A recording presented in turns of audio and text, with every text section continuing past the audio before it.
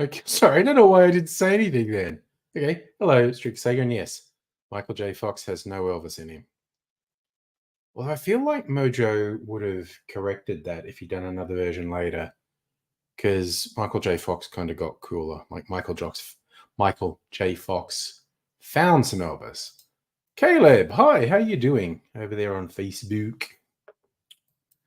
Right, so I have a grand plan for tonight, and I'll probably just start doing it. Set up my camera.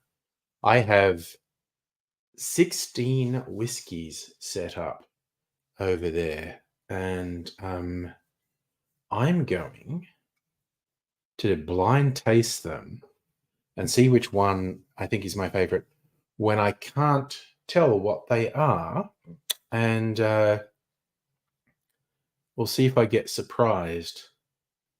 I usually get surprised by blind tastes.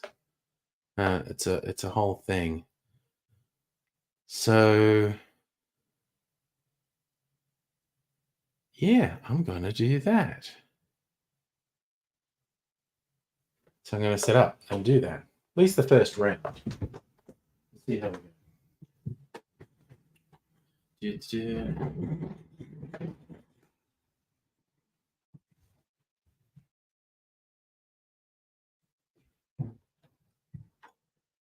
Right. I want my camera. I want this turned on.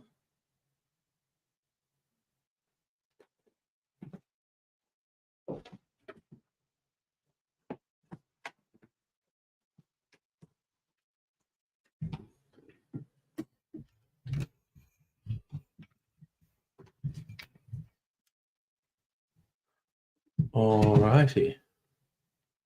Oh, well, I'll give the description of the video, but they're on a grid. Mrs. Angry has poured them for me. They're on a grid, and there's a piece of paper that says which is which.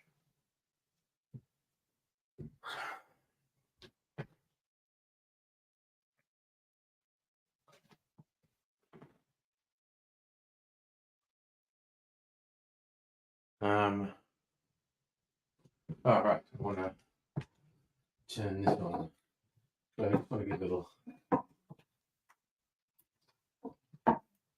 Just sort of what I want. What I really, really want. I'm gonna get a little tracking shot with my GoPro before I start the thing. Right, so.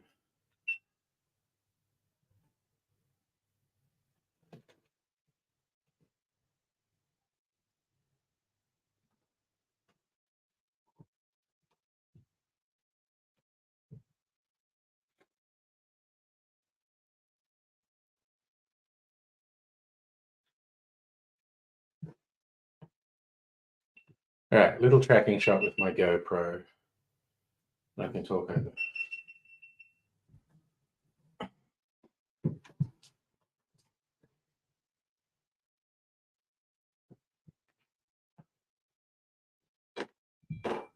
Ah, finally, that happened.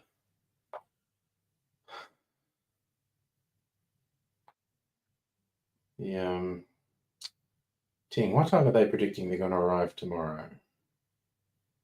Afternoon. Okay. Good to know. Fave Mojo Nixon. Bodacious was released when I was at uni, and that's what he's playing when he played live. So yeah, you know, cliche Elvis is everywhere is definitely my favorite.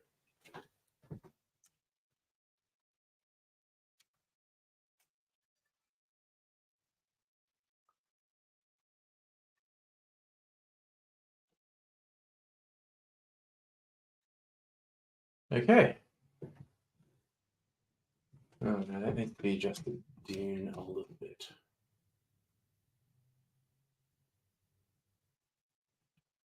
That's it. All right. There it is.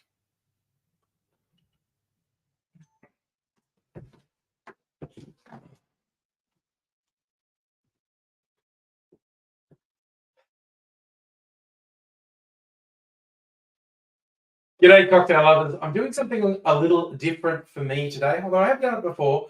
I'm going to do a blind tasting of a selection of my whiskies. I probably have 30 some whiskies, which a lot of people would think is very excessive. Serious whiskey people will think, very beginner league, got to get those rookie numbers way up. But for me, that's a lot.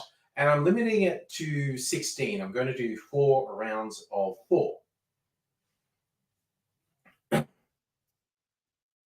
Anyone who watches me regularly will know I'm a big promoter of Australian product. The vast majority of my whiskies are Australian. I tend to only have individual representatives from other countries, one or two. Like I'll have 1 or 2 American whiskies, usually bourbons, 1 or 2 scotches, 1 or 2 Irish whiskies, 1 or 2 Japanese whiskies. I know other countries also produce whiskies, but those are the big ones.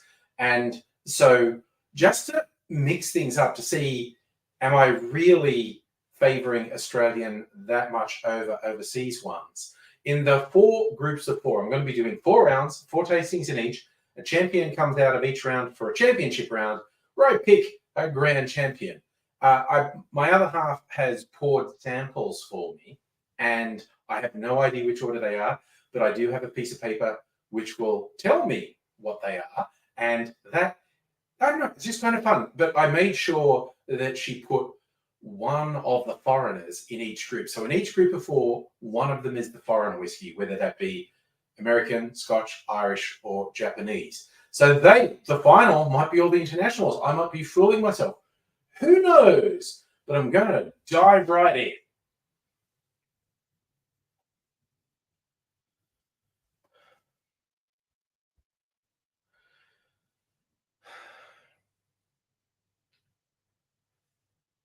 I have these on a piece of paper on numbered squares, which correlates to a master sheet that will tell me what they are afterwards. I'm just going to say the numbers out here. So in editing, I'll know what they are. This is number 16. Yep, that smells like a whiskey.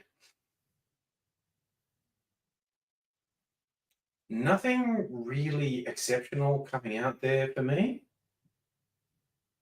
It's kind of slight ethanol. I don't know, if I was going to do a wild guess, I will periodically do wild guesses with the precursor. Like, they're all going to be wrong. I'm terrible at this. But anyway, if I was taking a wild guess, this could be the Scotch, but let's try.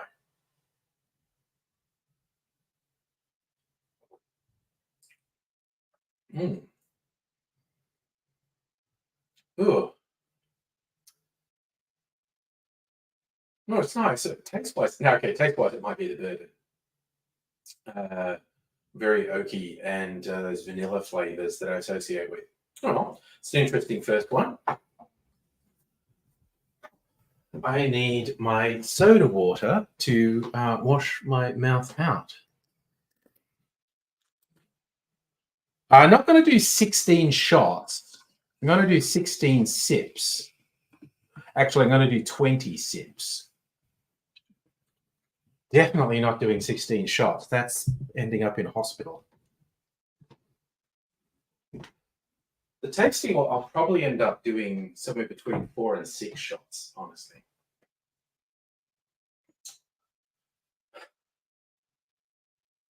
The second in this round, number 15 on my master list.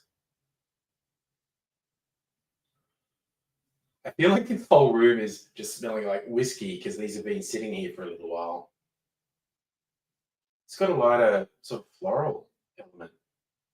I'm very bad with the words. Let's just try it.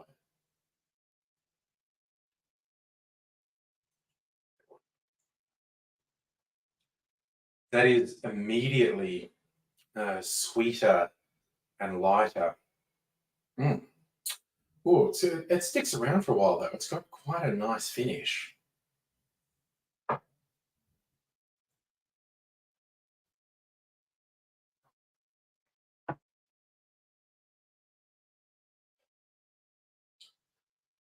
Number 3 in this round, which is 14 on my master list. So far, they're not really differentiating on the nose, but the first two were quite different taste-wise.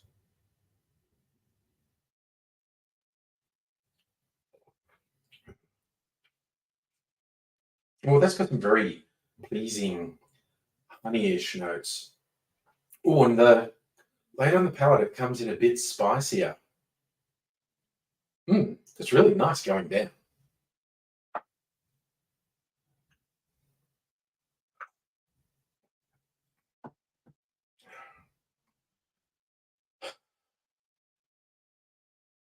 Contender for round 1. I've been really looking for these to stand. Is one going to stand out? This is number 13.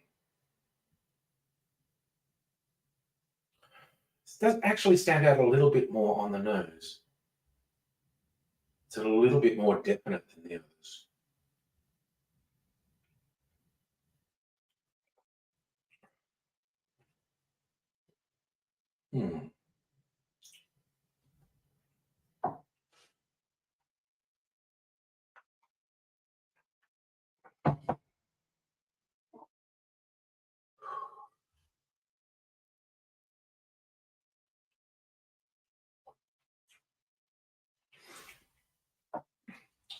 Not a huge amount separating those 4, but out of the gate, I'm going to go number 14. My mood would probably change on different days because none of them really stood out. This is a bit lighter and sweeter, and I'm picking number 14 for round 1.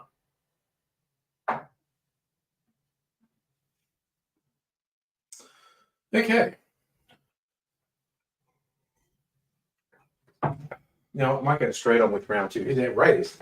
I think I see in the chat. Message Discord. Got to pick your old boy up now. Oh, God. Okay. See you later, man.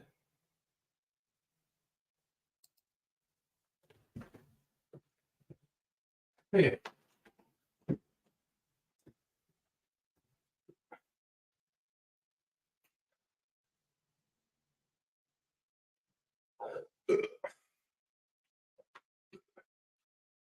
Round 2. I'm glad I'm not really familiar with the color of these because there's some really strikingly different colors in this round. This one is very light colored. I'm so bad at saying anything useful. It's like honey and vanilla, which is what I say for almost all whiskeys. Yeah, the nose, I'm not sure if it's just because they've all been sitting here for a while and there's just a general whiskey air that I can't smell, but taste-wise, they're differentiating. So let's try this.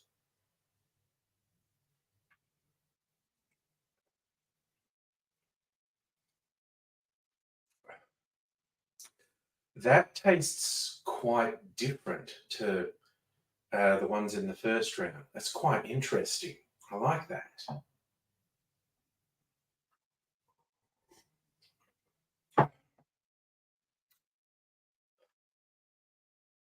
This is much darker than the first one in that round. So this is number 11 on my master sheet.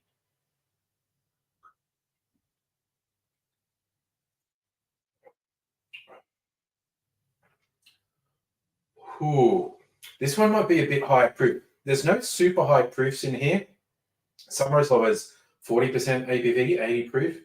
I don't think any go over 50. I didn't put any of my full-on cask strengths in here, I don't think. But that had much more kick than the other ones.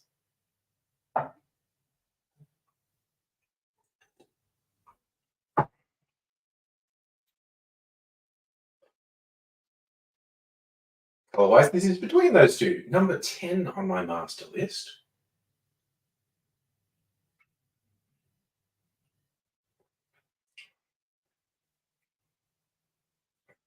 That's nice, but it's a bit of a letdown after the previous one that just had a real kick to it. But in and of itself, not bad.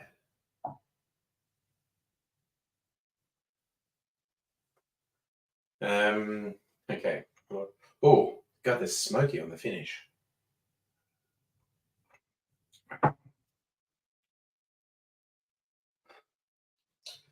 That last one had a really smoky finish that came on very late, caught me by surprise. But number 4 in round 2, another lighter colored one. Okay, this one actually does have a different aroma.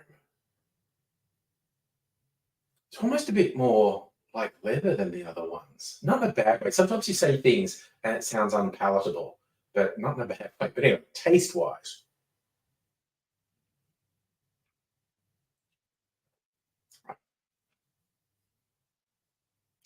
goes down very smooth.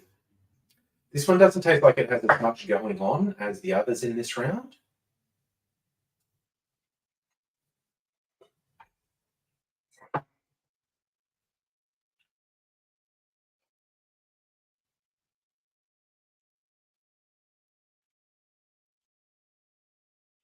Well, okay, I just had a quick retaste. I'm going for number 11 in this round. The second one I tasted, just because it just has a much bolder presence than the others.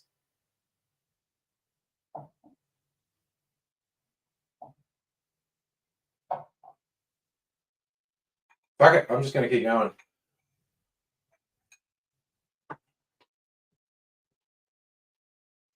How we going in the chat? Just checking how everyone is. Strictly Sega. Hey. Oh yeah, sorry, no more chat. Okay, cool. All right, you know what? I'm just gonna keep doing this. Then I can sit Dune.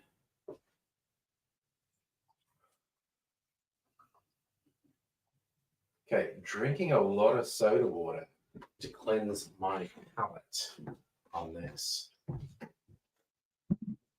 Okay. Round 3 goes.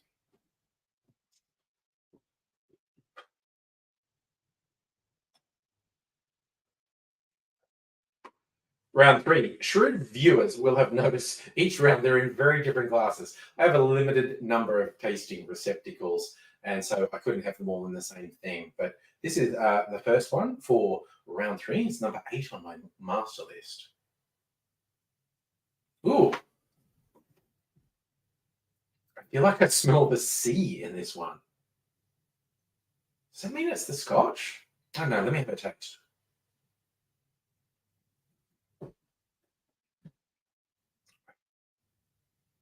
Wow. Okay. This, compared to all the others, it's got a little like herbal element, but it's definitely got these saline. I'm thinking, okay, I haven't made a bold call since the very first one that I thought might have been the bourbon. I'm going to take a wild call and say that's the whiskey, the Scotch whiskey. Yeah.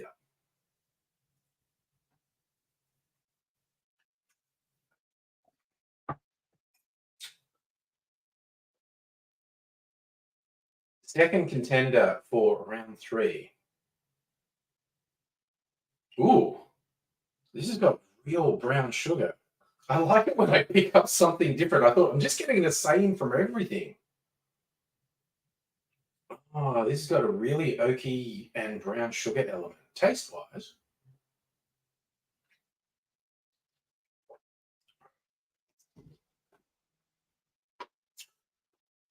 Oh, you know, I'm making another bold call. This just had a little vibe.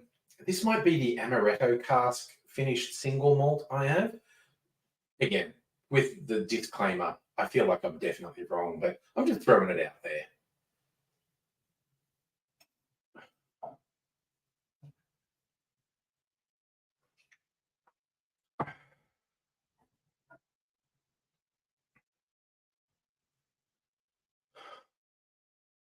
Contender number 3.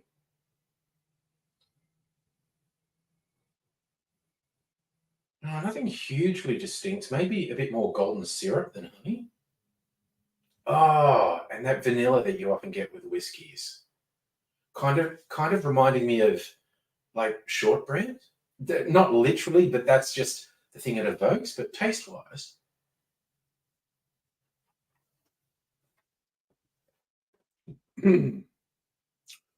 oh, very fruity. If I was going to again take a wild guess, which is almost definitely going to be wrong, I'm thinking like wine barrel finished. Several of these are wine barrel finished. It's maybe the Helios Road, which is finished in Pinot Noir barrels. Mm, pretty good.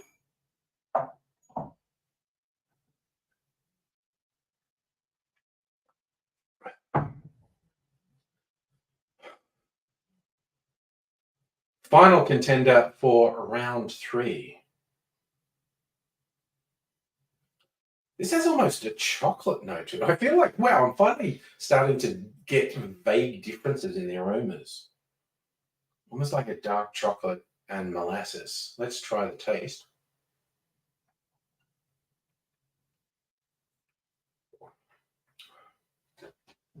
Ooh, that's like sultanas, raisins. I think that's my favorite for this round. Number 5 on my master list.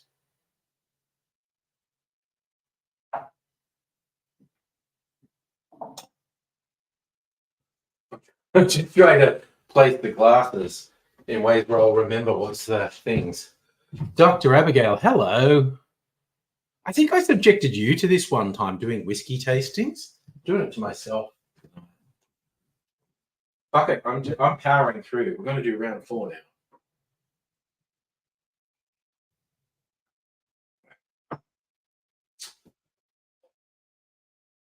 Final preliminary round 4. Again, I'm very glad I didn't pay very close attention to the colors because there's some distinctly different colors in this group. This is one of the lighter ones. Yep, that smells like whiskey. Let's taste it.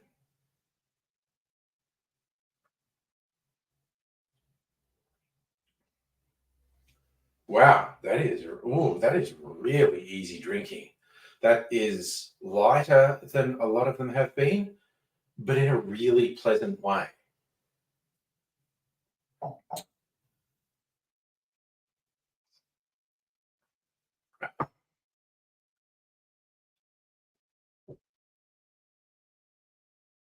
Another comparatively a light colored one. Ooh, this is really more noticeable on the aroma. It's got a richer, almost sort of burnt toffee in it. Let's give it a taste.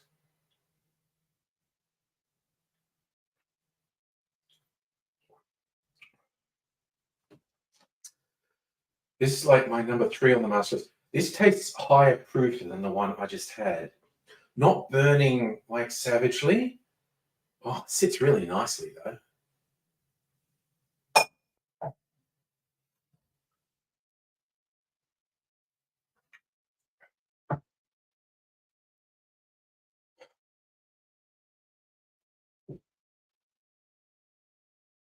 This one is darker than the first 2 in this round.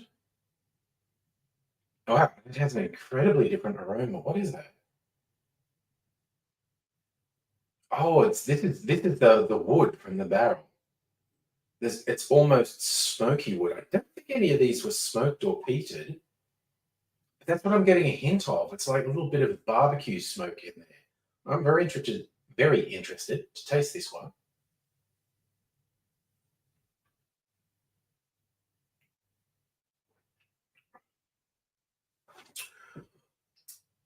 Sweeter than I expected, but that barbecue carries through. I'm going to be really interested in which one this is because this tastes like smoky barbecue sauce. This is like sweetened. It's really good.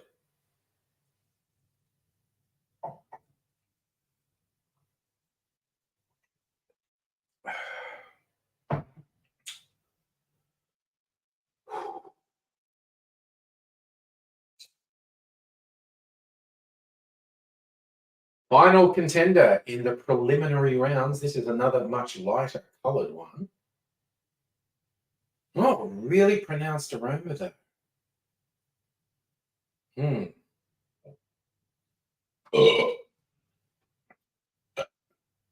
Magic of editing. I'll cut that out.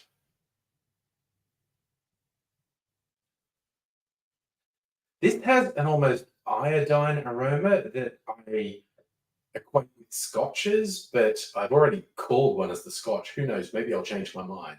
I'm going to taste this one now.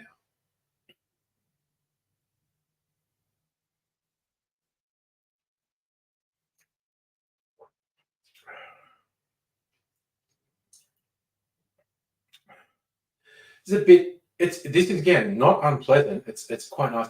Bit more thin than the other ones. Taking a wild punt. This is the Japanese one.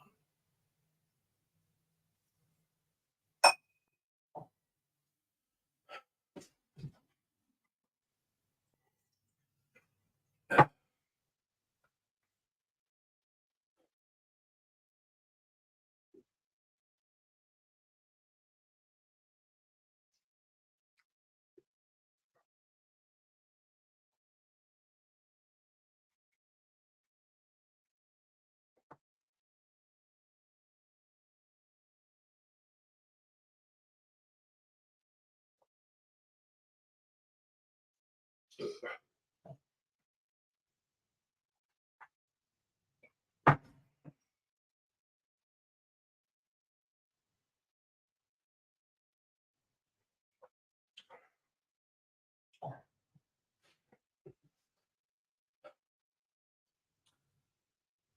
was tempted to go for the one that reminded me of barbecue sauce, just because that was such a bold flavor. It was very good, but purely in terms of like, I'm going to go for number 2 from this round, which is number 3 on the master list, confusingly enough. It was very close between the first one I had and the second one I had. I feel like this one just has a little more going on. So that's my winner for round 4.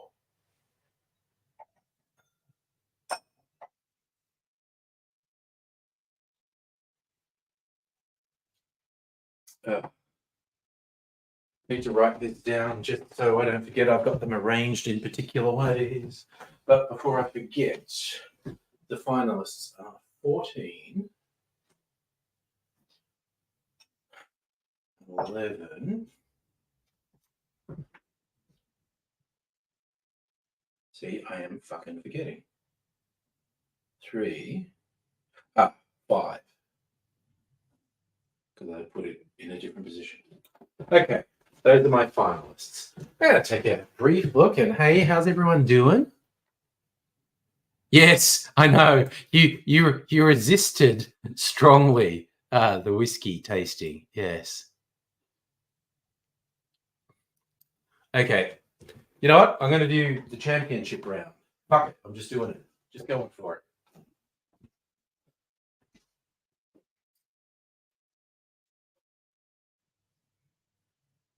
Championship round. The 4 winners of each of the 4 preliminary rounds are now going head to head. Let's see which one I ultimately prefer. From round 1 winner.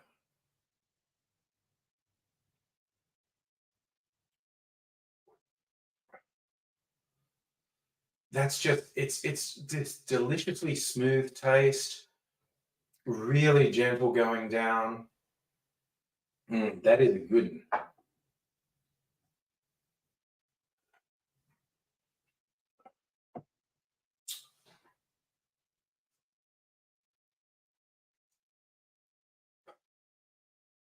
Round 2's winner. That beautiful aroma.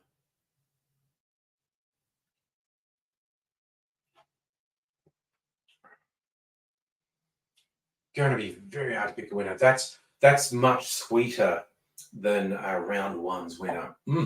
Goes down a treat.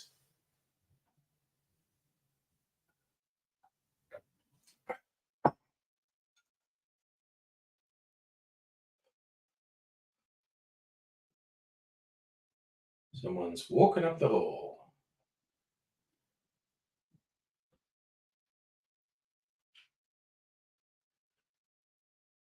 Round 3's winner. Not as exciting on the nose.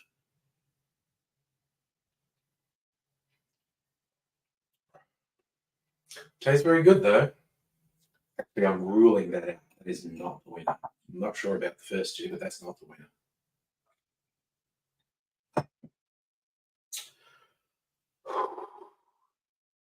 Round 4's winner.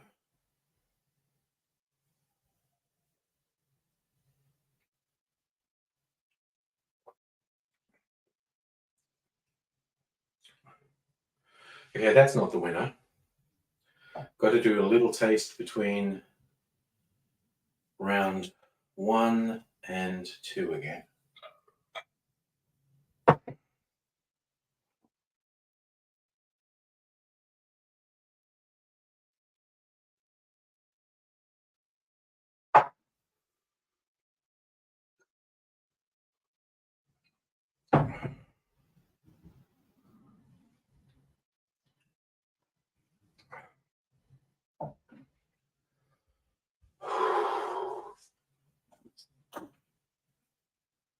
This is a very close call, and I think my judgment would vary day to day depending on my mood and maybe what I'd eaten earlier in the day, what I'd drunk. There's nothing I disliked in all of this, but I'm going with the round 2 winner, which was 11 on my master list. So what's my favorite when I don't know what I'm drinking. See, Archie, this is the second time Archie Rose have won my blind tasting with a limited run. This is a single malt that was aged in ex-rum casks. Nicely done, Archie Rose from Sydney. Also, you didn't make a fool of me. I didn't pick one of the non-Australians as the winner. But the other finalists. What was number 14? Oh, that was the Amaretto cask. This is a fun little one. The whiskey was from a distillery called Chief Sun, which is about, I don't know, an hour away from me.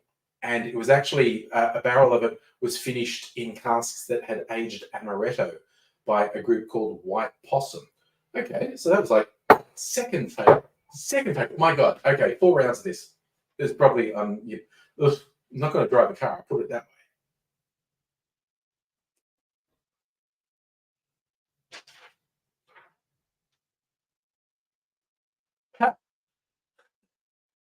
Okay.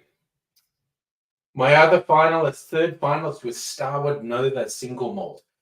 This is the one I always tell people is my favorite. There was a recent challenge with some whiskey-focused channels where they all said, what would be the one whiskey if you would have if you were only allowed to have one whiskey? It has to be an easily available whiskey, and it's the only whiskey you can have forever. I always say Starward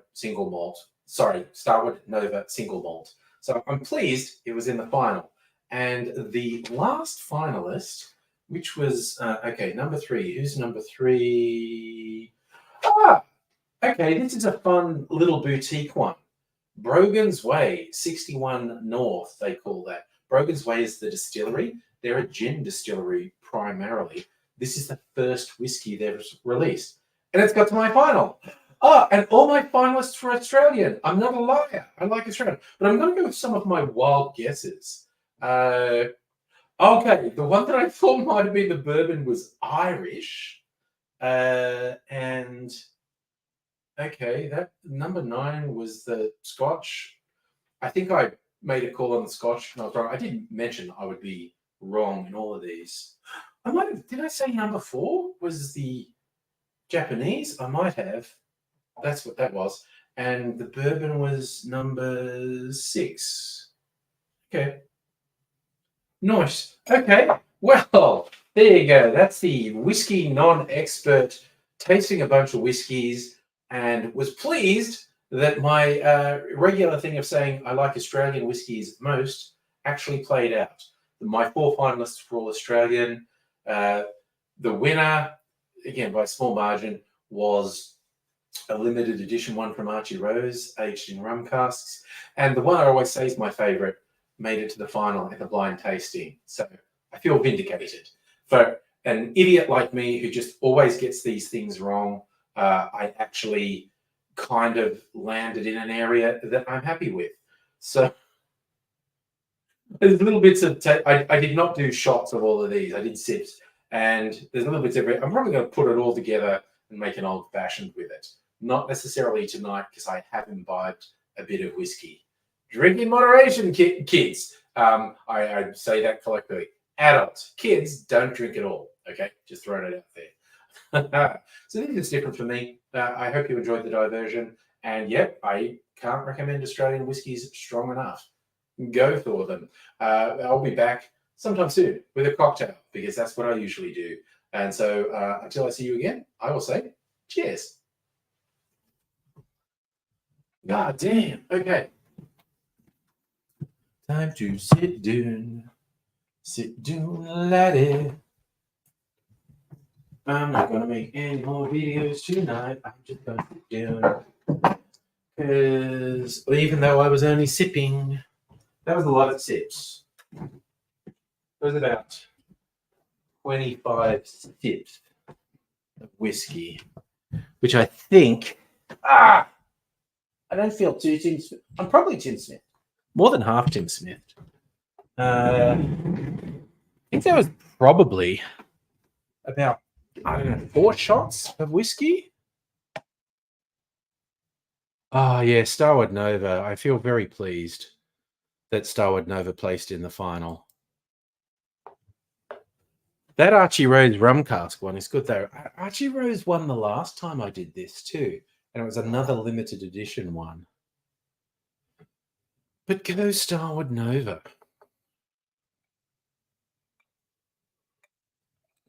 It's going to be interesting to me when I go back and edit this. I'm saying things, I'll put the names of the whiskey up, and I'm going to be very interested in what I said about what whiskey. Yeah, it was in the finals in a blind taste test. I'm happy about that. It actually wasn't in the final last time I did it. And what was funny is I think an Irish and American whiskey got into the finals last time. Not this time. All Australian final. I'm quite pleased with that, actually. And the other good thing about Nova is it's semi-regularly on special at Dan Murphy's. Like it can cost, wait a second, let me look it up. I think it can cost as much as like $120. And it might go up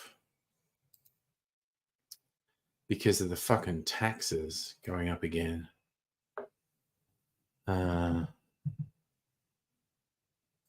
See what does Dan's sell it for?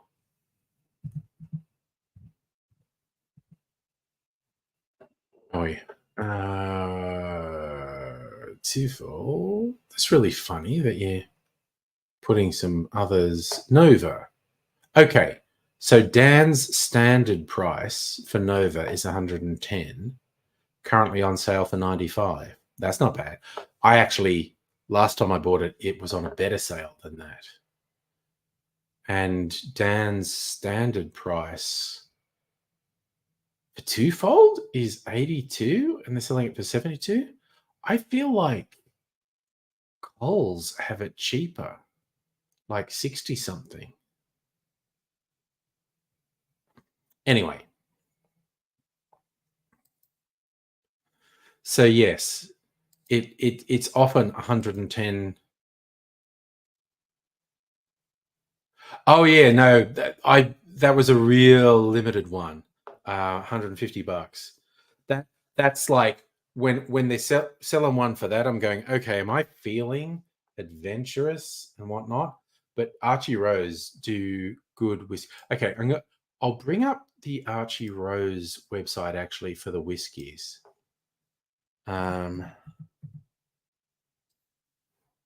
Let's have a look at what whiskeys they have at the moment.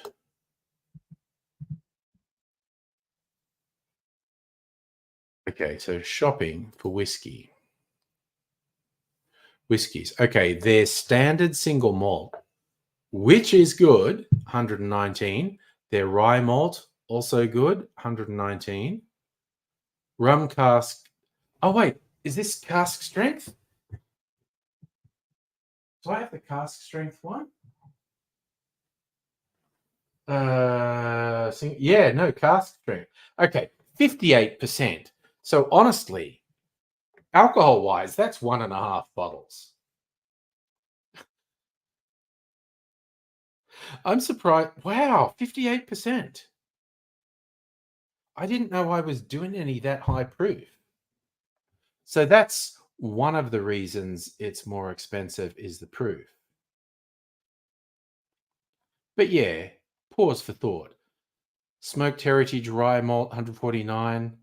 That's a fun alternative to a peated whiskey. Whiskey Gone Awry 139. I have had that and enjoyed it. Dry grown rye malt whiskey 150. I haven't had that. Return to Santiago. I haven't had 139. Oh God, single paddock whiskey 250. Oh, too rich for my blood. Oh God, I've got to get some more blasphemy. The St. Ali coffee infused whiskey, $89. I use that a lot. White rye, which is an interesting one. It's kind of like moonshine, $99. You can get a tailored whiskey for 150. Double malt, which is their entry whiskey, I guess, $85, which I may have used it all. Oh, and good whiskey, which is a blend of rye and single malt. 129. It's nice. Yeah, but if you're gonna, that's a commitment. $150, but it is cask strength, 58%. So it's got real friggin' kick, basically.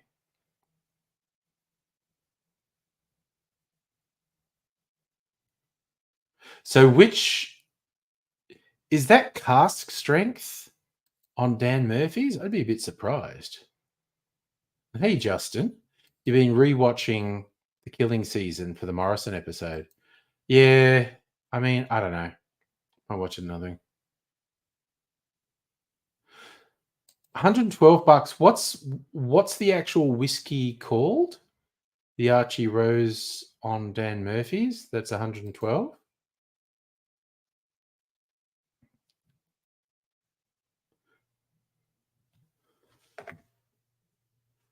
I mean, hey Safa, how you doing? By the way,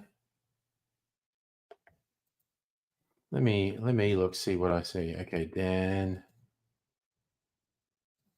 What shows up? What Archie Rose does Dan sell? Have a look. What does Dan have on offer? Okay, the vodka. Wow! If you remember, the True Cut vodka, which is actually a decent vodka, is only $47. That's actually pretty good. So their single malt is 112. $10 off regular. That is actually a pretty good single malt. What else do they sell?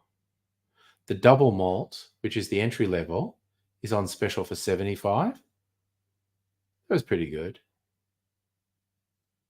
Rye malt is 120.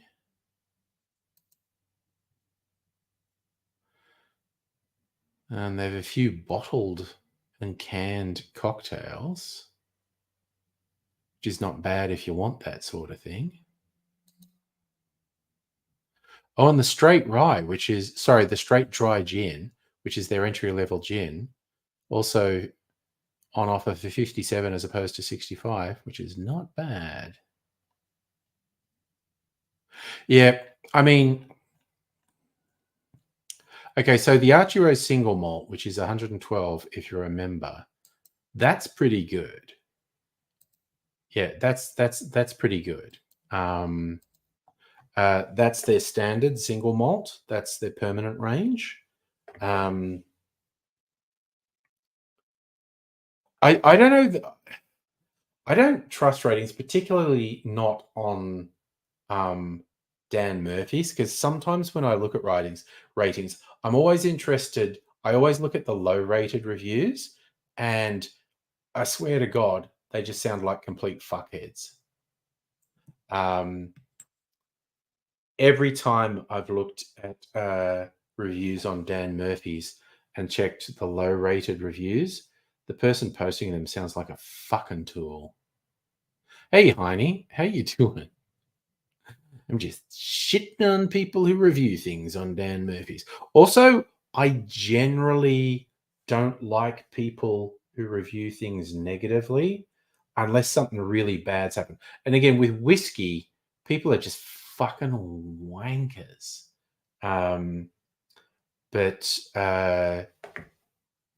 Yeah, when I look at the negative reviews on Dan Murphy's, my overwhelming reaction is, you're a fucking dick. I did do a negative Google review for a very upmarket place where I'd booked to have a birthday dinner, Mrs. Angry's birthday, and the fuckers cancelled it the day before with no explanation. Young Mr. Angry, who was working there at the time, said, "Oh, yeah, some corporate type booked out the place, so they kicked out every booking." And it's like, fuck you, you fucking fucks. I booked this a couple months in advance for a birthday, and then with no warning, you fucking pricks just cancel, and with no explanation and no offer to make it up to me. So I gave them a 0 stars review. All the other places I go for date night with Mrs. Angry, all get 5-star reviews. because I like them all. And this place is like, no, you get 0 stars. Fuck you. And I said exactly why. I'd booked a birthday dinner day before. They cancelled it with no reason. Absolutely inexcusable. Fuck that shit. Oh yeah, absolute shit, Justin. And so yeah, to me that's different to some self-important dickhole going on Dan Murphy's to give a negative review to a whiskey, because whiskey wankers are just the worst, honestly. Okay, that's interesting.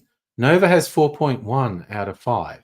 I mean, honestly, I would probably go, yeah, you know what? Spend your money on Nova, not the Archie Rose single malt. Nova is just my perennial favorite. The Archie Rose single malt is good. No two ways about it. Yeah, if you're feeling real flamboyant and want to splash a bit of extra cash, the cask strength rum cask, our award-winning single malt whiskey finished in our very own rum barrels. So it was actually their own rum casks because they make rum. Malts: pale amber, caramel, aromatic, roasted, chocolate, peated pale. Okay, so the original cask. So they've okay. So single malt, but some of it was aged in Australian Apera, which is sherry, and some of it was aged in ex-bourbon casks, and then was finished in the ex-triple molasses rum casks. Nice. Yeah, if they cancelled it, but it was just because some corporate booked the place out, and they were just went, yeah, fuck everyone who booked. These people are booking the whole place out. Okay, that's pretty funny. Dude who left a 1 star for Nova couldn't even spell Ballarat. But I mean, you and I know if anyone's going to leave a 1 star for Nova, they're a fucking moron. You know what? If someone put 3 out of 5, it's like, that's okay. It's not your thing. I don't mind. But someone leaving a 1 star, they're a fucking moron. Hey, Mega Leech, how are you doing? Oof. I feel like I should do another hit of this, but actually, what I'm going to do is I'm going to fucking chuck all that whiskey. Oh, actually, it's like a blend of 16 whiskey. Actually, some of them are empty. This is fancy drink, $150. Again, hardcore whiskey people that go, that's nothing for a cask strength. And this just won my blind taste test. Head to head with 15 other whiskeys. This was my pick.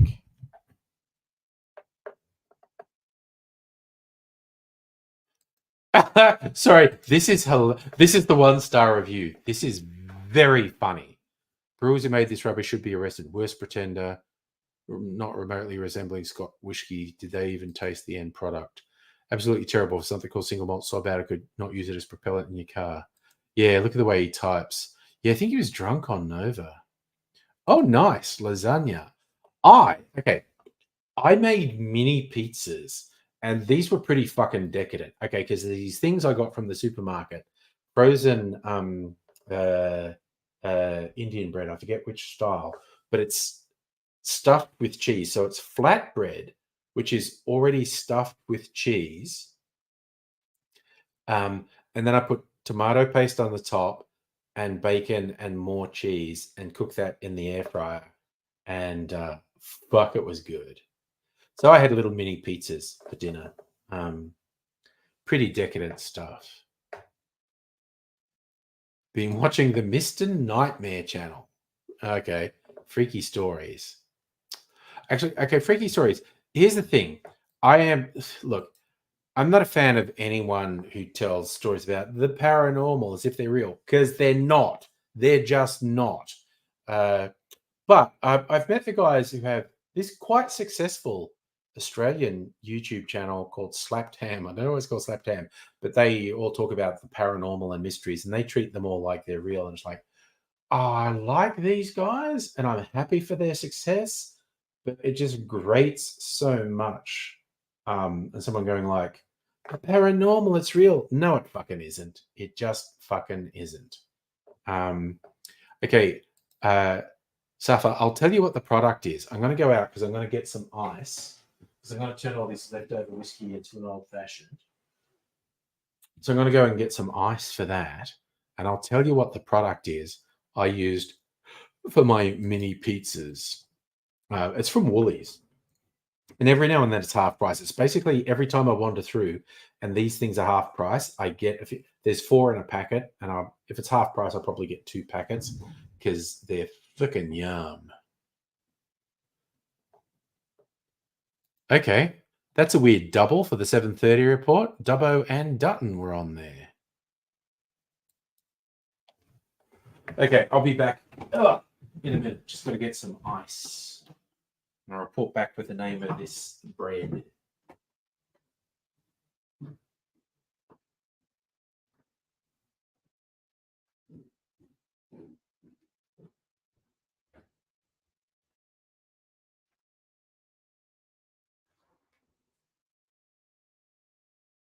The winner was Archie Rose Cast Spread, Ron Cast Finish Single.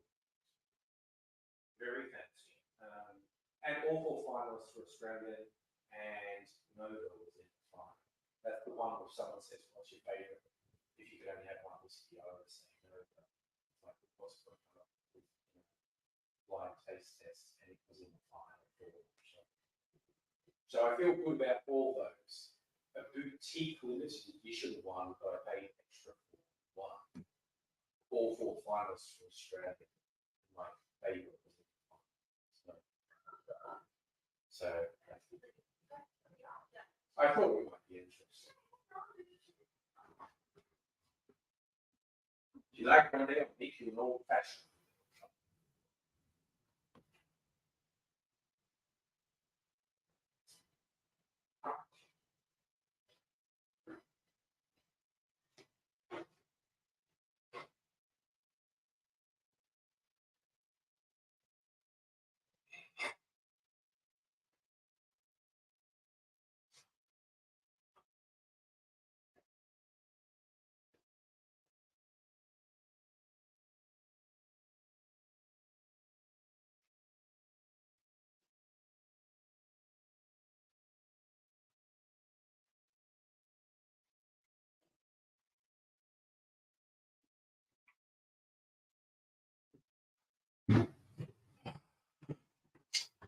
Okay.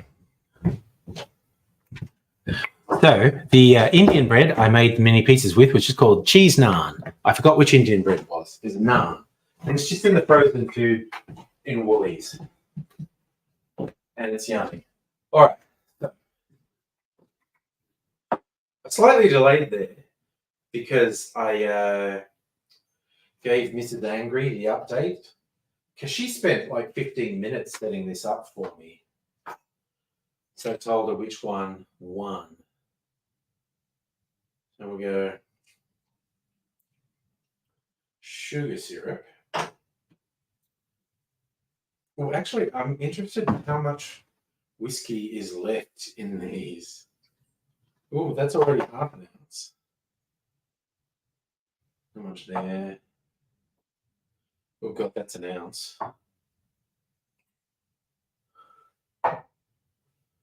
It's going to be a really strong old fashioned. Am I going to be real shit faced? Oh, my God. No, okay. That's already 2 ounces. Okay, that's all I'm doing. I'll use the rest for something else. I was going to pour it all in, but oh my God, I left this on. It's been going for 49 minutes. Jesus. Okay. What is the minor bitters? Australian aromatic bitters. Okay. Look at me being responsible and not doing a double old fashioned. Okay. Whew. Justin, you're mostly not paranormal. People having near misses break-ins being stalked. Yeah. Oh, okay. It's not paranormal. It's break-ins are being stalked. That is creepy. I'm not sure I want to watch videos about it. Have I been seeing Steam Decks on the train? No? Not sure if you want one or not. Ah, okay. I have not seen. I did go on the train a couple of days this week. All right, I'm going to put some orange peel in here. Because I'm a fancy boy and I deserve fancy things. Man, this is already a bit fucking gone. That's all right. Oh, I think I found a workaround for my fucking editing video not working. Video editing software not working. We'll see. All right, I think this jar of cherries is almost empty, but that's okay. Yes, that's what I thought you were talking about. Yeah, basically like a PSP, but they connect to Steam. Which, if you can't stop gaming, if you just got to be having your gaming on all day, I could see that being handy. You know what always cracked me up? Because like the Switch is a great platform. We have a Switch. And I think it's the top selling console ever in Japan. But it's designed you can take it with you. I never see people in public with a Switch. If you saw a Stream Deck on a train, you'd be hitting the jackpot. You like Steam Decks? Nice. I did actually see Casey Neistat's video on the Apple Vision Pro, and I don't know. I think it's kind of stupid. Or I think it kind of appeals to people for the wrong reason. I like Casey Neistat.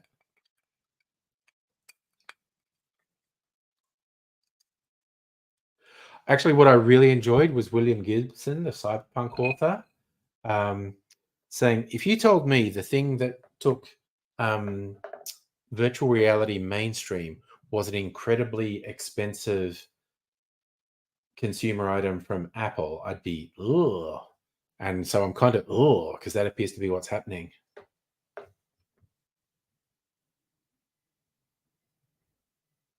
Justin, okay, so you're watching this spooky stuff, but you feel safe living in an apartment.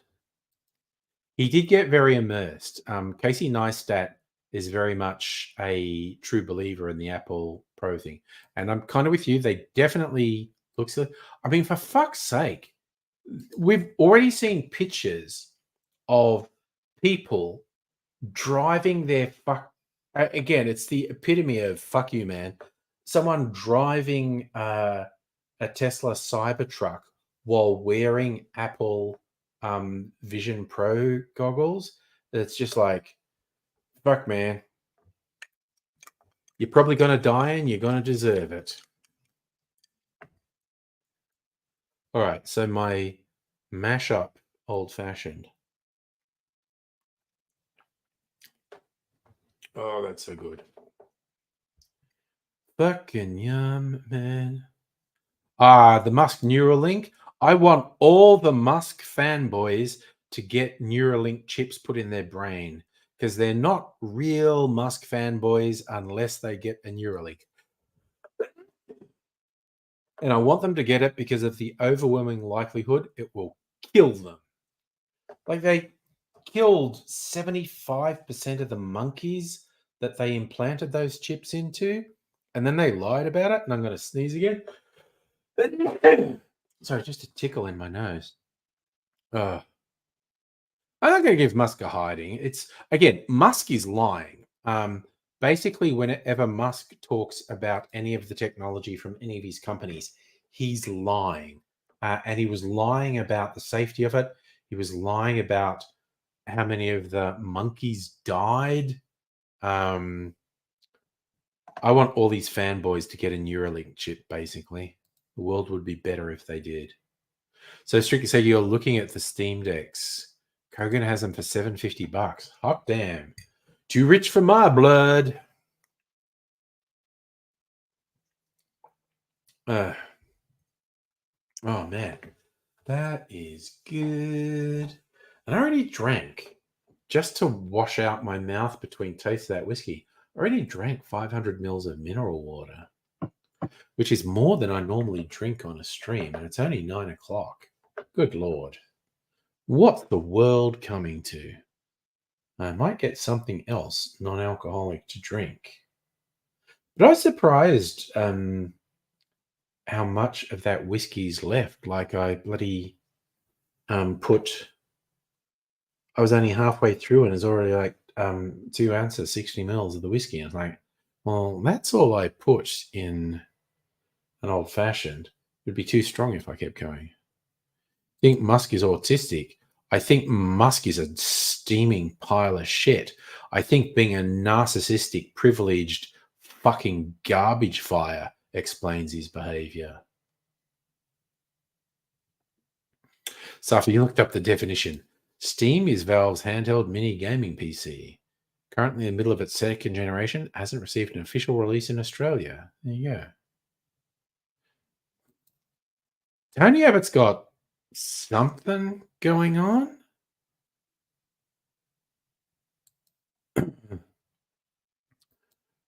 With Tony Abbott, I start to suspect antisocial personality disorders. Because he was training for the Catholic priesthood and left because they were trying to convince him of their mission of charity. And he thought that was bullshit communism. There's something not right with Tony Abbott. And I don't think it's autism. I think it's a personality disorder. This is the thing you're not meant to do. But I'm not a mental health professional, so I can just randomly say shit about Tony Abbott because I'm not a professional. So you reckon because the way his co-workers went about, how he's clever, how he's campaigning? Yeah, he was very shallow and narrow in what he was capable of. And I don't disagree with you, Safa, actually. But yeah, it's a cliche to call someone like Abbott, sociopathic or having an antisocial personality disorder. I strongly suspect there's something going on there, though. How many politicians are neurodivergent? Do we call narcissism neurodivergence? Because it's essentially the higher the office someone seeks to obtain, the more unlike the average person they are, the more narcissistic they are. He did an interview, he took that out of context, and the interview said, "Can you?" Oh my God, that one, the one where he just said shit happens about the soldiers getting killed, and he expected the journalist to follow his rules when he basically said, "I'm not talking about that anymore," and the journalist went, "Well, I am still talking about it." And it's not that he froze. He didn't say anything. His head kept bobbling. And it was like, does not compute. And to the point, the journalist actually said, "Are you okay?" It was incredibly strange. Hey, Michael, how are you doing? Good to see you over there on the Bookie Faces. So what did Joyce said? Abbott had 3 smart brain parts, but his sports brain was the biggest part.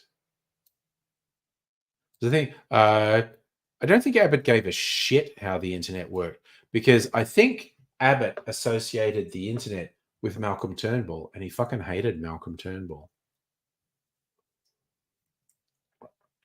I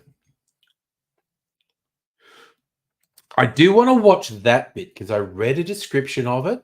Joyce getting really angry and fucking losing it because of Turnbull saying Joyce having the affair with a staffer was inexcusable. Yeah, long time no past on your part. How are you doing, by the way? You reckon that's a being looking Arctic? Oh yeah, people are talking about the ABC show about the Liberal Party. Yes. Oh, did he just call him a shithead?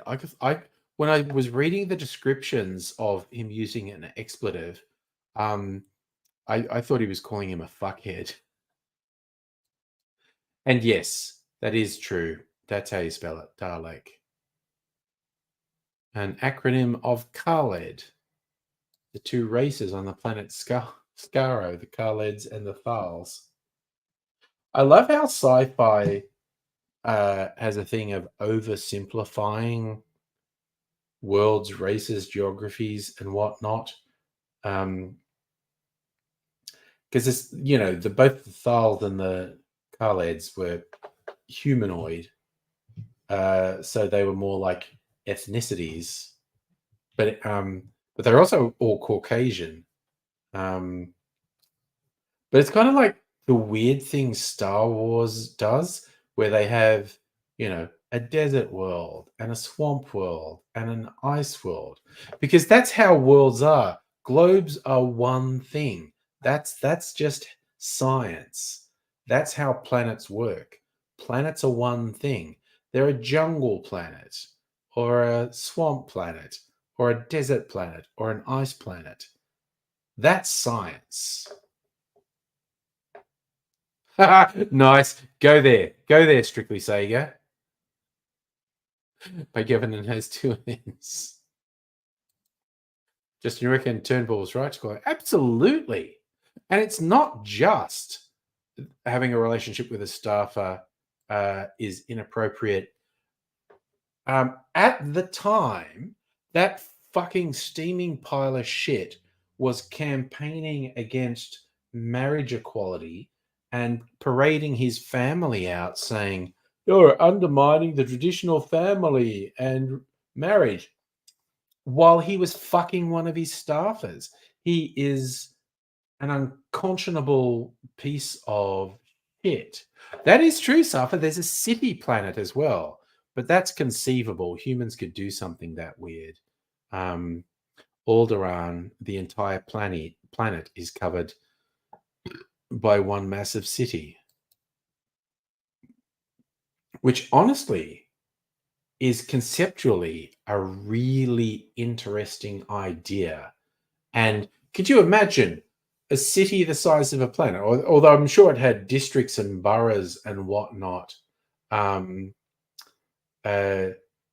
You could do some really interesting storytelling. Oh, Michael, that's really exciting. Bought a house, settlement date, 22nd, you, Agro Pixie, and Logitech. Oh, that is super exciting, actually. Go you, crew, honestly. Thank you. It was Coruscant, not Alderaan. Alderaan got blown up. Coruscant did not get blown out. And you've also spelt Coruscant wrong. And yes, Alderaan was blown up by the Death Star. Was Alderaan a mountain planet? Sure. That is possibly, to me, the single funniest thing Star Wars does. The planets are just one thing. It's like, dude, you live on a planet. You actually live on a planet, and planets are not one thing. Why do you keep doing this, that you pretend planets are all one thing? Is where. Ooh, nice. A planet-wide city is called an ecumenopolis. Nice. But I think, could you imagine how different all the parts of that spreading out over? I reckon you could just do amazing storytelling with that. Because there would be slums and there would be different ethnic areas. I think there's just amazing storytelling potential. And speaking of amazing storytelling, Andor did spend a bit of time on Coruscant. Apparently, they've done some announcement for Andor Series 2, which I've been so hanging out for. It's just the most awesome thing that's been done in the Star Wars universe. Rogue One and Andor. You're looking forward to part 3 of Nemesis. Yeah, I probably will watch it at some point, because it's certainly a fascinating historical document. Does a good job pointing out what a fucking mess they are. Yeah. Oh, neat. Hayden Christensen going to return for Ahsoka season 2. I also find it humorous what they do with, the Force ghosts and everything with Anakin. It's pretty funny. Michael, by who? By whom is Earth thought to be unique because of its wobble? I don't know. Dr. Abigail, Lucas got the idea of Coruscant from Trantor, the Ecumenopolis. From the Foundation novels. Yeah, okay. Again, probably better right. I don't hate George Lucas's writing. I think he's very good at stories and concept, but more in-depth, solid writing in Asimov's Foundation novels.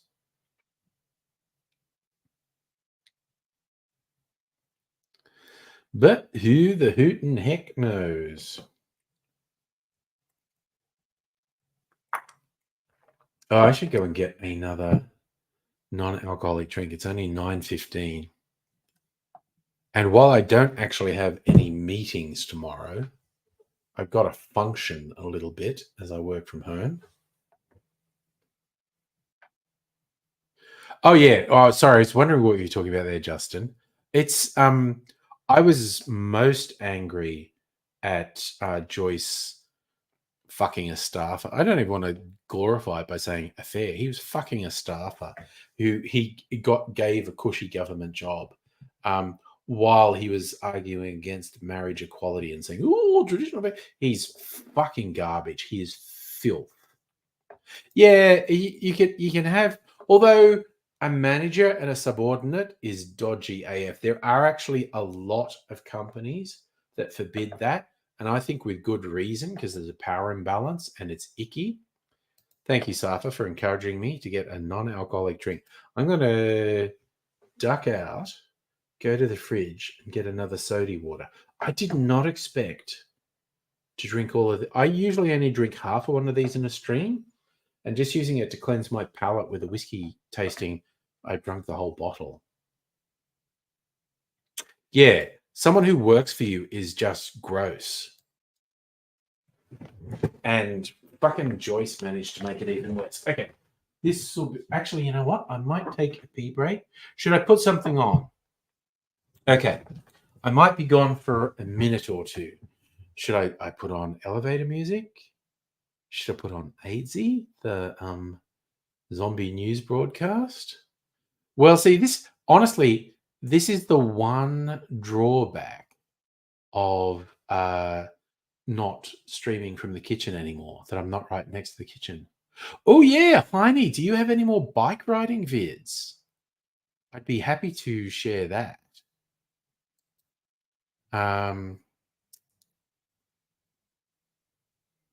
Okay, I'm just going to bring up YouTube.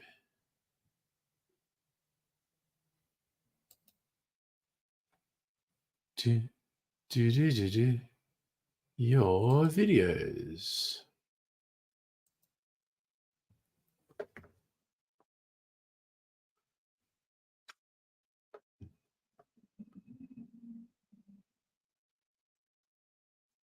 Or maybe rather than the apocalypse animation. Oh, honey, you got the second one. Okay, cool. Hey, Meow Kabar. Yes, Elvis is everywhere. And Mojo Nixon is with him now.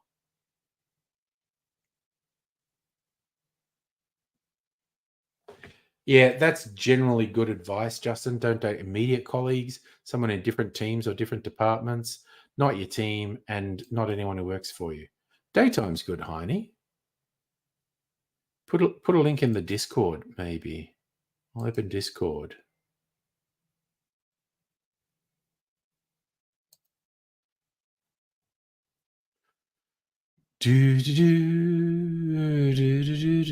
What's happening on the Discord?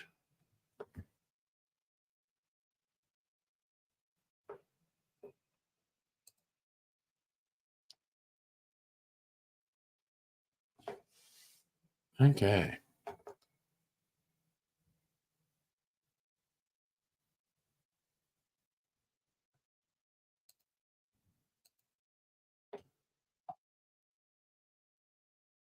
Okay, looking up facts on Coruscant.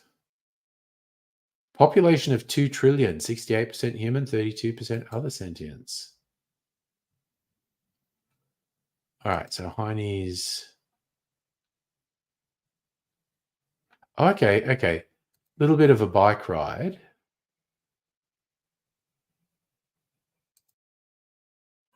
All right. This is Heine going on a bike ride. I'm going to put some elevator music on and turn off the audio on on Heine's video. I'll just put lo-fi on. I kind of like lo-fi.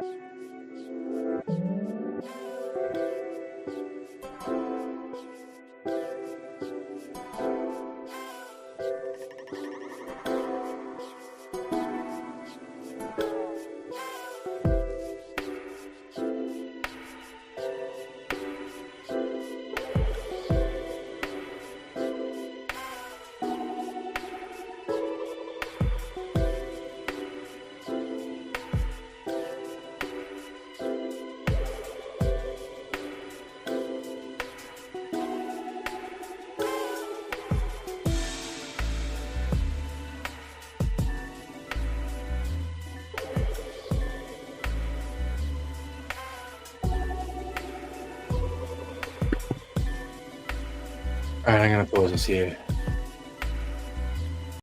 Turn the music off. What? Oh God, what the hell's been happening while being away? So much chat.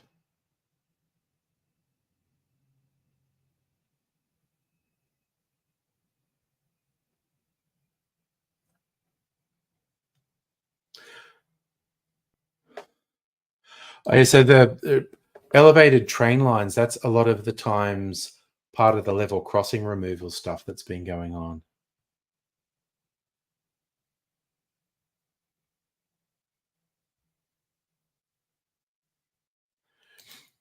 I said, Michael, we're back to the Earth wobble. I believe Earth's offset rotational axis might be relatively unique. It's our angled rotation that causes season. That's true. So, if that's true, who knows? Maybe some other planets capable of supporting life uh, would have less variation than us. Well, Saf, it depends which part of Frankston, because the bay side of Frankston is really expensive. And it's just you go in a little bit and it gets violent and bogan. So, honey, that elevation is going to happen Brunswick and Anstey in a few years. Fair enough. Did you recognize Heine's bike ride, Michael? There you go. Right. So this is a blend of all the leftover whiskeys. I was right to not put it all in an old fashioned. That's way too much. Way too much. But here's the thing: a lot of people say, like, when you just randomly blend things, it loses character. And I just randomly blended this. I'm gonna have a teeny taste of it. What does it taste like? So musical aviator, and Mars has a similar rotational axis, 26 against our 23. On the extreme side, Uranus 90 degrees. Venus is either 0 but backwards. Planets, they're wacky. Oh, okay, that just burnt my nostril hairs, diving in there and smelling that.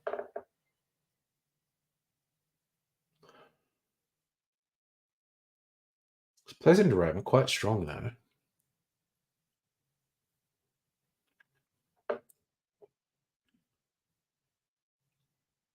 That's not bad. I don't dislike that at all.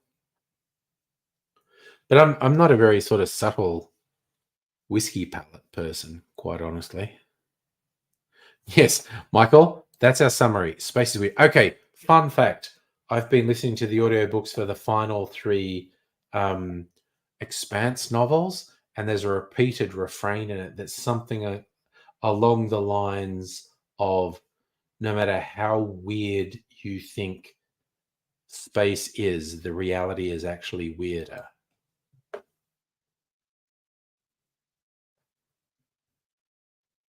Huh. Oh, Safa asking for flight sim advice. Xbox and Musical Aviator likes it on PC. Yes, I think most serious flight sim people prefer it on PC.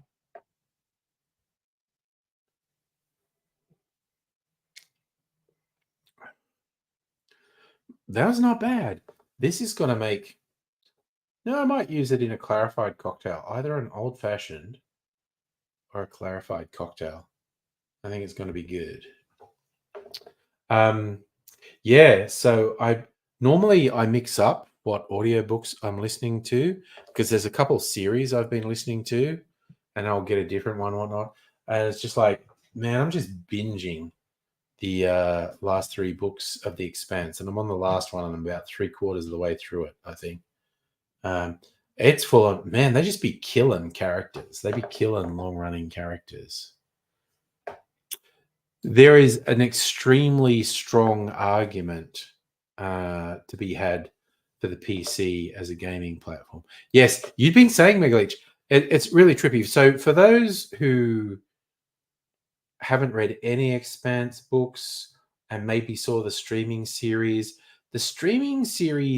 ends pretty much where I think it's the fifth book ends, and not exactly aligned, but pretty much. But then, yeah, the last three books, They just arbitrarily have jumped 30 years forwards in time. You start reading, you read one book, oh, cool.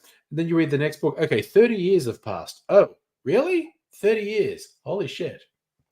But yeah, they're good. So you reckon it's book 6? Oh, that's right. There's 9 books, aren't there? Yes. And the streaming series roughly covers the stuff up to book 6. And then the last 3 books just arbitrarily have jumped 30 years in time. But yeah, it's kind of like you've been reading this series for so long, and then they just start killing off long-running characters, and you're going like, "Ooh, nobody's safe, are they? Damn." Which is kind of sort of a spoiler, but not really, because I haven't mentioned who it was. But it's just basically they're setting up the nobody's safe thing. Yes, I actually have also the audiobook recordings of the short stories and novellas as well. And after I finish, I've listened to about 2/3 of the short stories and novellas. And after I finish book 9, I'm going to go back and listen to the rest of the short stories and novellas, because I started listening to one of them and it just started with a fucking spoiler for was it book 7, the first of the final trilogy, and it's like, oh god damn it. And then I went back and listened to book 7. What happened with an Xbox? I think you would just generally agree with Shame if you bought an Xbox.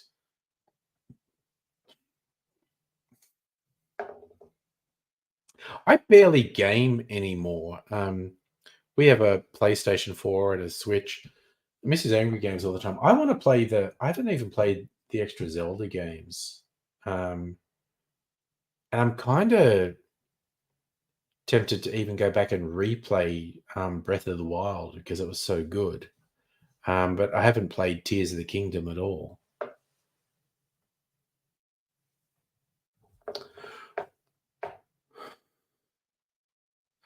Okay. So there were video game companies making announcements, and the head of Xbox said they're stopping Xboxes. I did not hear that. And yeah, that's the other fun bit about the 30-year gap. The main characters have a Martian warship that when they get it is top of the line, but 30 years later, it's old and outdated, which is a really interesting plot point. So you could say starting Q3 this year. Oh, so they're just going to make Xbox games available, everything. Okay, I did not see that. I don't really pay a lot of attention to gaming news, but that's pretty wild if they're just straight up not making Xboxes anymore. That is unexpected. To me, at least, who knows fuck all about it. God, it's 9:30. I was just kind of half thinking about having more booze, but I'll have more soda water instead. Blood orange and sage. Oh yeah, that's actually a good point. Sega made consoles for a while. Now they just make games. Is this still going to be called Xbox games, or are they going to change it to Microsoft or something? I don't know. Instruction: your brother shared a test describing the difference between parents. Oh gosh, it's on Discord. Okay.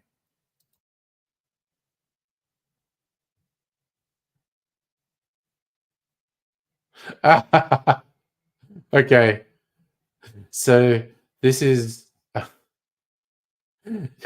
I'm going to share this. It's like a meme. This is Justin's brother's estimate of the difference between their parents. Mum, such a slut going out to clubs. She's supposed to be spending time with family. Dad, here's a list of the top 10 gay clubs in San Fran and $150. Be safe. Go have fun, son. Oh, that's pretty good. I like that.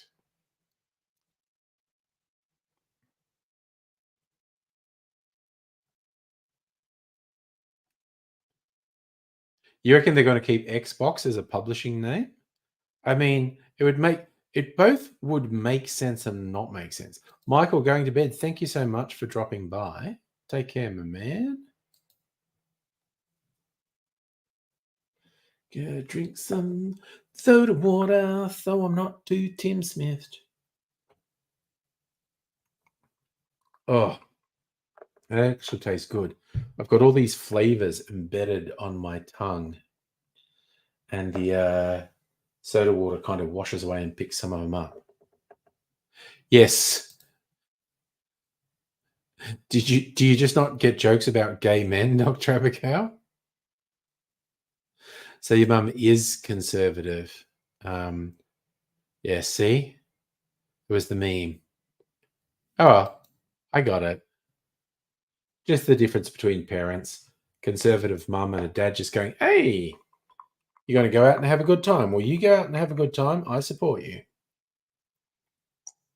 I'm sure your mum supports you too, just doesn't want to express it in terms about, hey, go out and have some sex.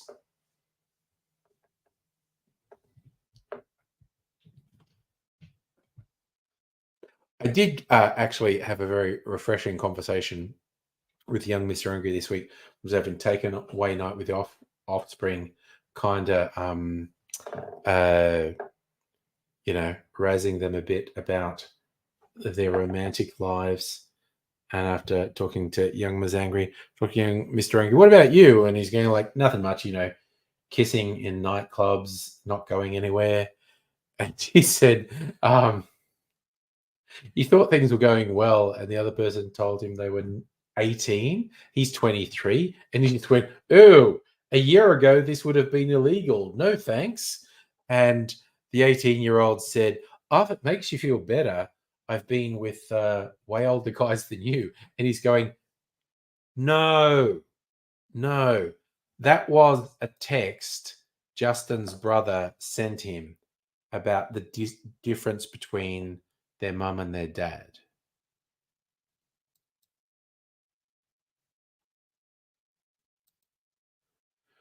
So your dad's the Lib voter trying to convince him to vote Labor. Your mum's been with you since global warming came up in the 90s. Well, yeah. Parents. They're wild. But yes, I was pretty impressed with my 23-year-old saying an 18-year-old is too young. I was kind of like, oof, there are people older than you who don't have that level of responsibility.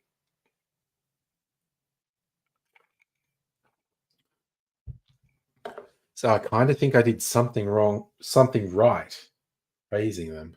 I mean, probably did several things wrong too. Parents always do things that are wrong. It's unavoidable.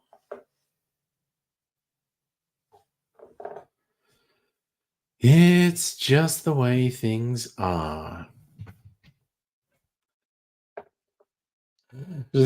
Sorry, this is so going back to The Expanse. There was whole conversations about parents, not least because one of the characters is the daughter of a guy who set himself up as emperor of the universe, and because he's been injecting himself with alien technology, which is mutating him, and he's kind of got a bit removed from what humans are. For anyone who has read or watched the Expanse series, yeah, he's injecting himself with proto molecule. But it's basically alien. It's somewhere between technology and genetics. It's a very interesting concept, actually. But yes, so yeah, he has become something other than human because of this alien stuff that's bonded with his uh, body, and his daughter is not having the greatest time. She's being groomed to possibly being the backup to the emperor of the universe. I agree, actually, Justin, that the age difference is not a huge issue. But I did actually appreciate him going like, "No, you're 18, okay? It's just the no." He's just gone, no, just no. That's not right.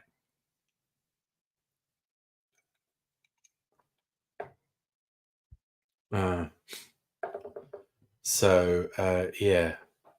Again, as I said, showing a level of responsibility and maturity that people far older than him don't, as evidenced by the 18-year-old saying, I've been with guys way older than you. And I'm like, no, not better. Doesn't make it better. I don't want to be part of your bad life choices.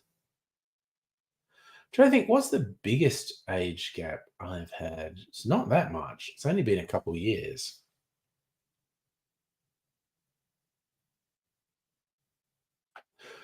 Given what Duarte becomes in, okay, we're talking about the Expanse. Well, yeah, again, Duarte becomes the guy who sets himself up as Emperor of the Universe by splicing his body with alien technology, becomes something other than human.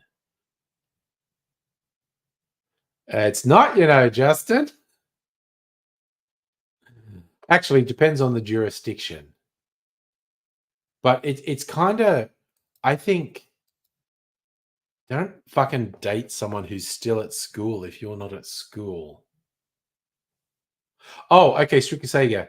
The book series is called The Expanse. It's 9 books. There is a very good streaming series which you can currently watch on Prime that they change a bunch, which is actually really interesting what they change in the series to the books. But the series is one of the best sci-fi series going, and you can watch it on Prime. I've watched the entire series through twice. It's really good. But the books are very good. I'm listening to the audiobooks. The guy who narrates the audiobooks is extremely good. Some music I have a meme.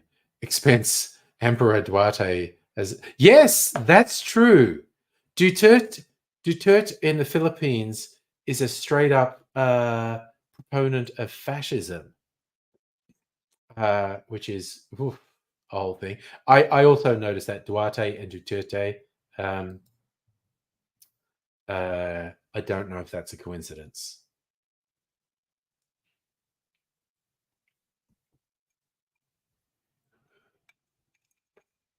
I won't throw in any particular spoilers in case someone wants to either read the books or watch the series, but I recommend The Expanse unreservedly, both the series and the books. And it is really interesting what they changed. Yeah, I'm. Look, it varies, but okay. Here's the thing: almost no one stays with their high school sweethearts. Weirdly, both my younger brothers are still married to their high school sweethearts, and they're both in their 50s now. But they were the same, it's within a year of each other anyway. But they actually started when they were both in school. I kind of think, oof, someone who's out of school dating someone in school might not be illegal, but it's and something that's doesn't mean they wouldn't have a long-term stable relationship.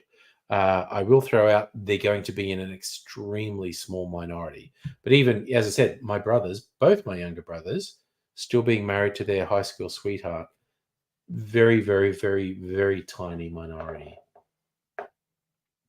Most people don't stay with someone they're dating when they're in high school. Too big an age gap. Well, I think it's relative. It's like, okay, a 20-year-old and a 15-year-old is unacceptable.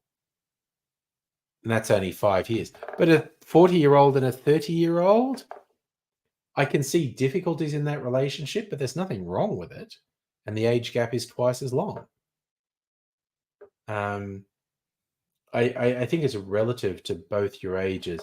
And I don't think there are necessarily absolutes besides fuck creepy stalkers who are going after teenagers, basically. But I don't know. Actually, it's funny how often that one holds true. Half your age plus 7. It's absolutely super weird how often that one holds true. I don't know who was the original person who came up with that one. No, it does not work for non-adults. We're talking about adults in this context, and with both parties in the relationship being consenting adults. But it is pretty trippy how often that little equation works. So, hey, Lemonheads, by the way, 37 and 30. It's yours has just ended. I don't think that's a big deal at all. 37 and 30.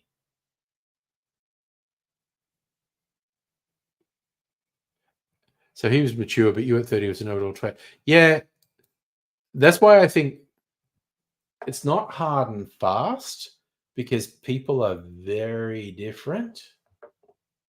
But there's also this creepy thing you see teenagers being told by people in their late 20s or even 30s, you're very mature for your age, which is actually just a creepy grooming thing. But 37 and 30, you're practically the same age. But again, developmentally, you could be really different. The 30-year-old could easily be more mature and level headed than the 37-year-old. I've seen that. Um,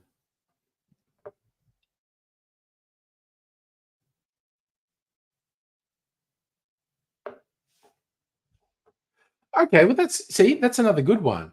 Being together 10 years, 16 years apart. And again, I think it's less of a thing with adults. Um, and it's, it's just like, yeah, when someone in their sort of, and again, there's massive variations with people, but, um, and again, even similar ages aren't exactly any guarantee of wholesome, positive, or long-lasting relationships. I genuinely don't believe there are hard and fast absolutes when it comes to ages. I think there's guidelines, and I think there's uh, elements of when it's a good and bad idea, but it's going to very much uh, vary from person to person.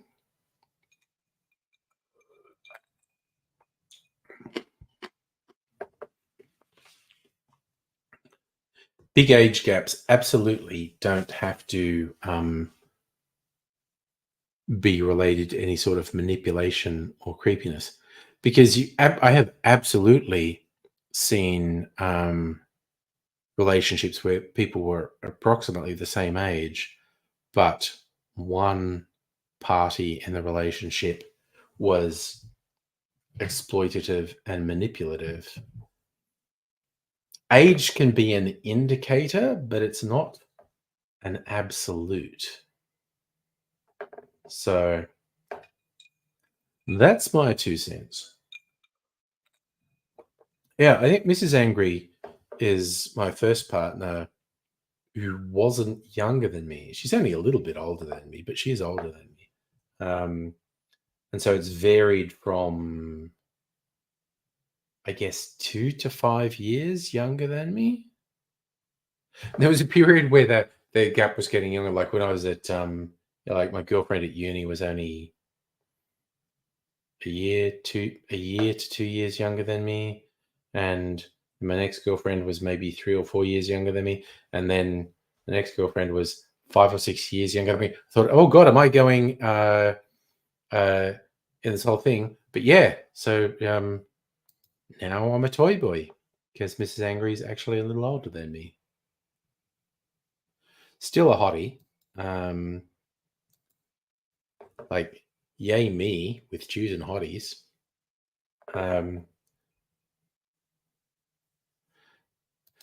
Suggestion be having a fling with someone your brother's age. Brother's dated people. Yeah, 5 years. That's nothing. Again, if you're adults. If you're adults, 5 years is nothing.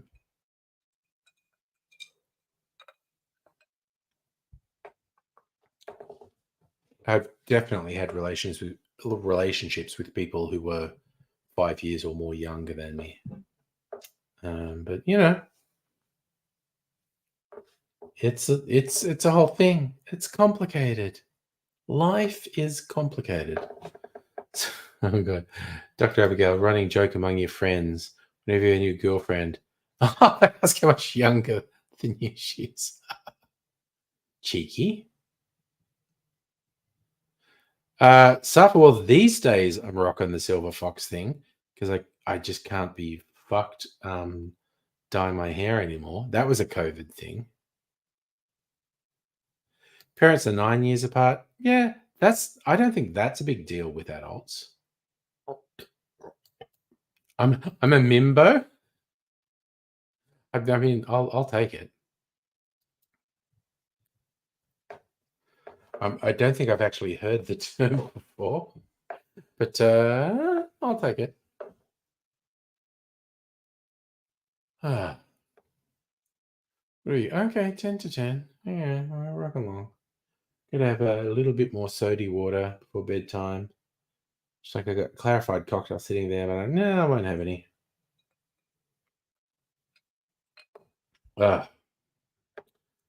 Noise. It's like I've got an easy day at work tomorrow. I blocked out my day with fake meetings so no one would book me into meetings. And then when I start tomorrow, I'll delete all the fake meetings. It's like, I'm free. What do you mean you tried to book me? I'm free. Oh, too late now. Oh, that's a shame. No meetings. It definitely wasn't 16 shots. They were 15 mils in each thing. And I drank, I don't know, half to all of them. So if you go, I don't know, 7.5 mils, so a quarter of a shot with 6. Yeah, I reckon I had, with the whiskey tasting, I had between 4 and 6 shots, which is definitely enough to get you pissed. Once the age gap. Oh, you actually had a double digits age gap. Yeah, that could be a thing. But I do actually hold age is a pretty solid indicator of appropriateness. And I'm being very cautious with this because weird, creepy predator types go on about a younger person being really mature and whatnot. But there are some differences. I bloody have known 40 and 50-year-olds who are incredibly fucking immature.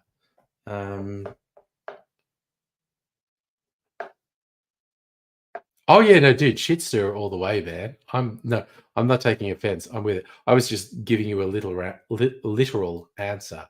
I probably had between the tasting was 4 to 6 shots.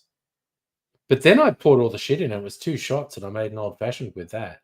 I thought, oh, there's not that much. I was going to put it all in, but there was more than I thought. So this bit that I've saved is probably another 2 shots I'll use for something else. That's just a blend of 8 whiskeys in there. Which reminds me, at some point, I have to try the barrels. Remember, we've got a whiskey blend happening in there. One of those has port, and one actually has a weird mix of vodka and some other stuff. But the other one has a whiskey blend. I got to try. Might do that tomorrow. Actually, try what's in the barrels and see what it tastes like.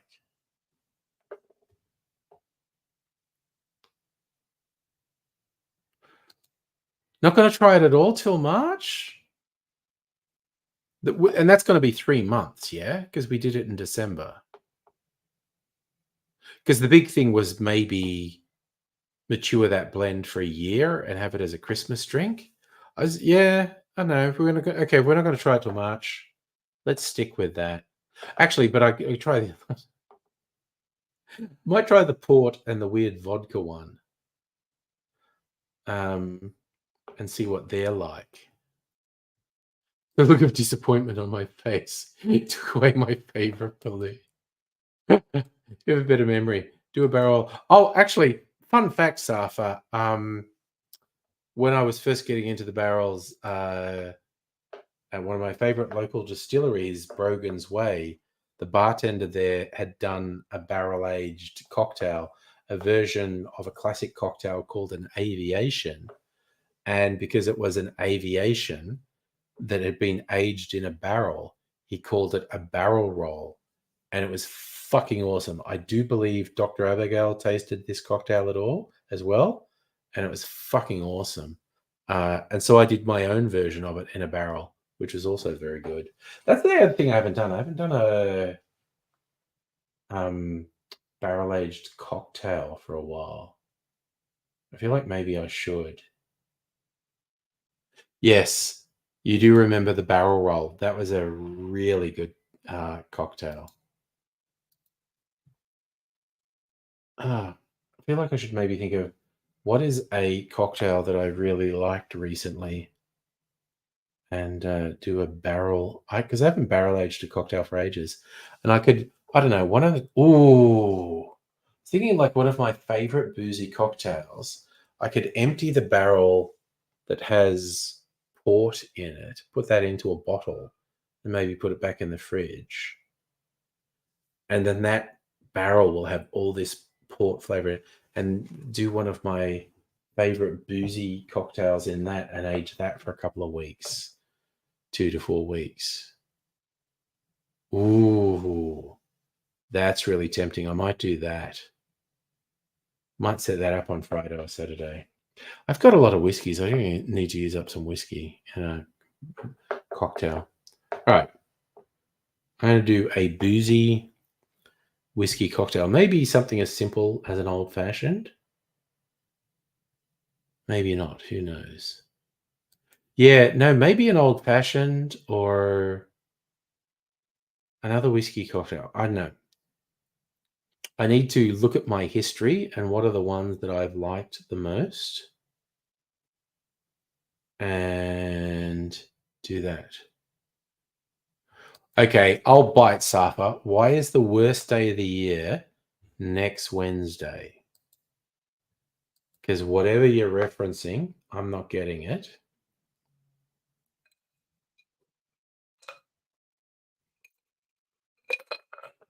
Ugh. So yeah, I feel like I've missed something about what next Wednesday is that would make it the worst day of the. Oh, is it Valentine's Day? See, I'm not paying fucking attention. Oh yeah, it's Valentine's Day. There you go. It's certainly a weird day that puts a lot of pressure on people, and there's definitely some bullshit, arbitrary commercial elements to it. I don't think anyone should be pressured to do anything big on Valentine's Day. My tip is if you're in a relationship, just do smoochy things all the time. And then there's no pressure on days like Valentine's Day.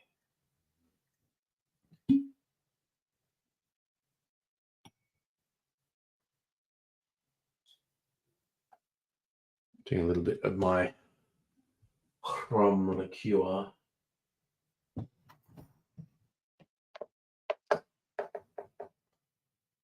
Yes, watch Valentine's Day episodes of things like Simpsons and Futurama. Yeah, you don't want to go out on Valentine's Day. It's fucked. Mrs. Angry and I'll go out on the Saturday night. That's our regular date night.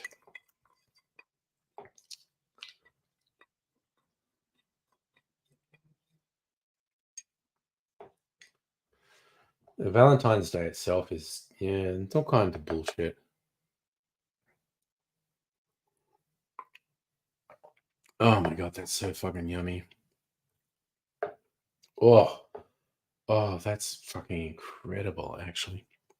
Also, I got sidetracked, so it's like I did that. I just had that arbitrary idea to do that whiskey tasting. Um,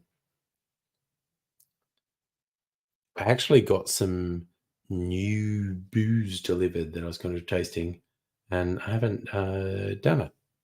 So I got delivered. It's like a rye moonshine. This is the new make spirit that if you aged it, would maybe I'll put this in a barrel actually. Shit, maybe I will. This is rye new make spirit. Okay, I'll taste it and then decide if I want to put it in a barrel. And this is an XO brandy. This is on both of these were like half off on a particular website, Nick's Wine Merchant, along with an Irish whiskey I got, which was also half off. So I was like, I got to stop buying bottles. Oh, wow, these are half price. I'm going to get them. You found a retro arcade in the city that does New York style pizza. Nice. I mean, that's nice. What's it called? If you're going to like go, Subbuse gave LARP's doing Valentine's Day market. Commit to purchase the home you put a deposit on. Sell it. Someone. Wow. Okay. That's a whole thing going on there. See a little romantic thing. I'm going to leave this for Mrs. Angry to put in her hot chocolate in the morning. Okay, let's do it. Let's do the ceremonial cherry eating. Actually, just before I do that, I want to see if there's any more cherries left in here. Because I'd committed to making a video on what to do with the leftover cherry syrup. Do a couple of cherry. Oh, there's still a couple in here, I think. Maybe? God, maybe it's not. Maybe there's not. I'll check that tomorrow. Because I had noted down some cherry syrups. Zafra, I think you've lost what time of the week it is. Tomorrow's Friday.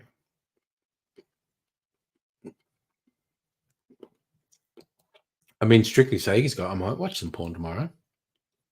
We started watching a sort of mystery drama called Fool Me Once, which is on Netflix. It's not bad. It's not as good as some other sort of drama, mystery, thriller things we watched, like Vigil, which you can get on Binge or Foxtel in Australia.